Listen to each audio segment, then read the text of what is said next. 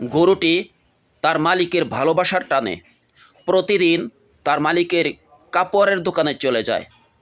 গরুটি নিজেই দোকানের গেট খোলে, আবার নিজেই প্রবেশ করে একেবারে মালিকের পাশে সিটে গিয়া বসে শুয়ে থাকে, মালিকের সাথে কিছুক্ষণ মতো বিনিময় করে তারপর বাইরে চলে যায়।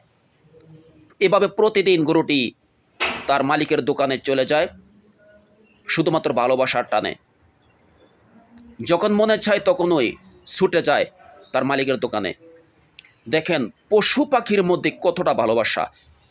এরকম ভালোবাসা যদি আমাদের মানুষের মধ্যে থাকতো, তাহলে আমাদের মানুষের মধ্যে এতটা দ্বন্দ্ব, সংঘাত, হিংসা বিদ্বেষ হতো না, খারাপ পরিবেশ সৃষ্টি হতো না।